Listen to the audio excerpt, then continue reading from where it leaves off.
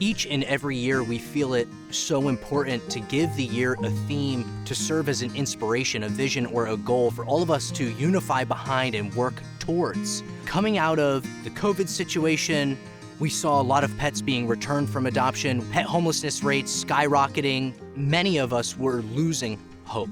So we thought, what better theme for 2024 than hope? If you keep your heart open, there's a never-ending supply of hope, and that's something that I think we try to embody here at Father John's, regardless of how difficult the situation is. These animals need someone to advocate for them, to take the pet out of a situation where it's not ideal for whatever reason. It's not our place to judge, it's our place to help. We were reached out by an individual who told us he had some 15 dogs or more in his home, as he had gone through a domestic situation and was now left alone caring for these dogs, and he found himself incapable of doing so. Father John's wanted to jump in and help. This is what we do, and this is the mission of this organization. When we started to see these individual dogs one at a time, each one had their own specific needs and issues that clearly needed to be addressed immediately in some cases. There was Miriam, who was consistently spinning in circles. She could not stop herself from spinning in circles, and dangling off of her back leg was a baseball-sized mass. Yeah, that's probably been there for quite a while. Fortunately, it's very localized, so it's only on a stalk like this big. So, I mean, that could come off pretty easily. No, a little bit of tartar, not too bad. You're very happy though.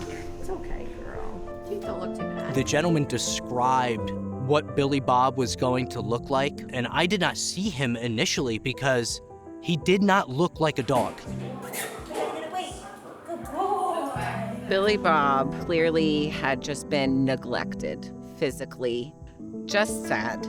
He was dreadlocked and you couldn't even see his face. Like, you couldn't get a sense of like who he was at all. He was cowering in the corner. It was described to us that he had spent 2 years of his life living in that corner. We believe he was so uncomfortable that he could not have proper social interactions. So he chose this safe space in the corner of the kitchen underneath a chair to live his life out. But he's been matted like this. I mean, this has been years, absolutely, for sure. His foot, this is a mat. His foot is here, like that little piece there. This is actually like a mat, that whole entire thing. Obviously, he's got to be uncomfortable from this whole scenario, and there may be more that going on than meets the eye. I mean, he could have other internal situations going on as well. But I mean, I think this is very resolvable. I mean, you know, he could have a whole makeover and be a totally new dog. It's just all he needs is a good haircut. There is a lot of hope for you. There is. You definitely have some fight left in you. It was apparent that we were not leaving without taking some of these dogs with us and giving them a second chance at life, providing them with the highest quality care that we possibly can. I was so grateful that this individual reached out to us for help, and filled with excitement, knowing this was going to be the best day of this dog's life, undoubtedly. You know what, maybe you want to do the back leg? Yeah. Okay. Just that way we don't want you to get up. But the guy did actually a really good thing by bringing all the dogs here. So, I mean, they could have been living like this for the next, who knows, the rest of their life. And I mean, they'll find a home in a heartbeat, I think. But we've got to get them in a little better shape before they head out. Our first step is always to determine whether or not an animal is in need of emergent care. Working at a shelter as a vet tech, you know, we have access to kind of act like a hospital, which is fantastic, including, you know, surgeries and stuff that we're doing now. We don't blink an eye, we just jump into act and do whatever needs to get done and go as far as we need to. Second is we typically need to clean them. We need to get the debris and the filth off of them that has accumulated from living in those conditions. We then need to have them examined more extensively. Our veterinarian will guide us as to what they need medically to be ready to find a forever home. What's over here? You got him, Nat? Yeah. Boris, he was missing quite a bit of fur. Clearly, it was due to untreated allergies. His skin was literally just sloughing off but he was so happy, he was so relaxed, and I think to some degree he was already grateful for the help he was going to receive at Father John's. No, he's got a good personality for sure. Who could like this guy? Look at this. More than likely, he's going to need a lot of like medicated baths going forward. He's going to probably need like a medicated bath like once a week at very least, and very likely some chronic medication too. A lot of time in the bathtub and get a lot of medications. So, but I think we can get him fixed up. Of the 8 dogs that came from that hoarding situation, I'd say the underlying thing that throughout all of them is their animals are clearly suffering so much, yet they have a positive attitude. They're still happy to see you. They are still greeting you with a wagging tail and a lolling tongue hanging out. This is King Louie. King Louie was described to us as the life of the party. I call him the king. He is super fun, super outgoing, and genuinely healthy. And so we knew this was a dog that still needs to come to Father John's, but is not as in immediate need as some of the others we've met. This eye actually looks pretty good.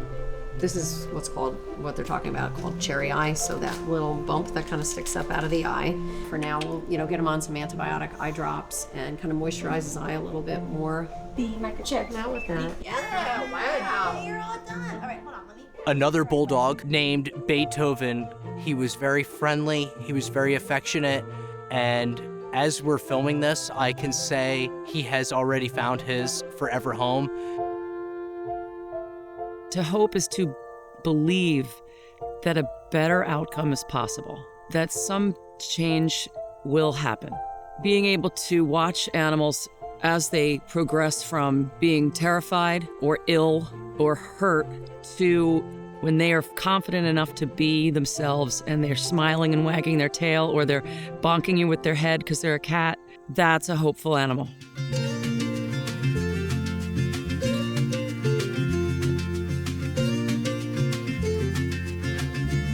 The last step of the process is always learning who they really are, not who they are going through this trauma, not who they are feeling uncomfortable, and who they're going to thrive with in a new home.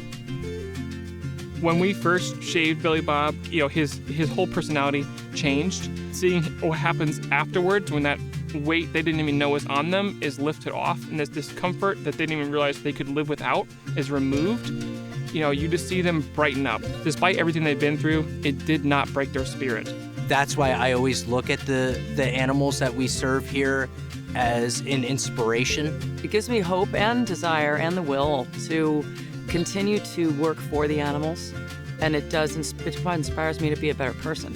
You have to hold on to that hope because that's what pulls us through.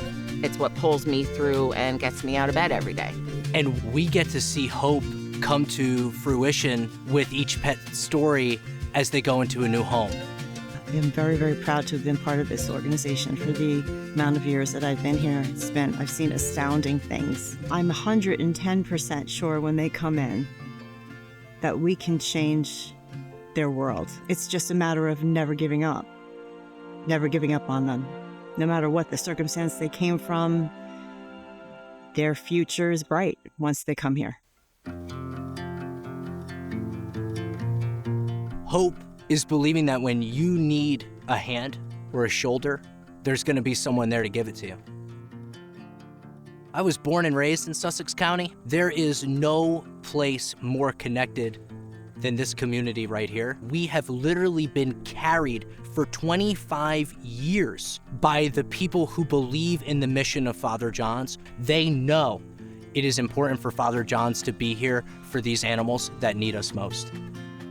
This is our 25th anniversary, and I'm hoping that we're here for another 25 years and beyond. I definitely think all pets are grateful for the care that they receive. I think they thank the person that adopts them with the love and companionship that they give to their new owners and their new homes. Supporting Father John's through donations, you're giving hope to all the other animals that will be coming through our door. No matter what they give to us, whether it's a financial donation, whether it's cat litter, or even just, volunteering their time, we would be using whatever they graced us with the most clear vision and how to best impact the lives of the animals that come through our door. When someone comes to donate, that gives me hope, hope in humanity, and it allows us to give hope to these animals that have been through terrible situations, but that doesn't need to define them. That doesn't need to be, the end of their story. Hope is something that never dies. It needs to be here forever for us to meet the needs of those who come calling for help. We are all filled with a sense of pride that people entrust us with the heavy responsibility of being the ones to answer the door when a pet in need comes knocking. I was looking to belong when I'd already known that you would be there when the rains are gone. Like a light in the night, you will always be my home. We say thank you to all of you out there who show support for the Father John's mission. Every time you think of us, you support us, you give us the hope to continue doing the work that we do. It is you that has helped us never lose hope.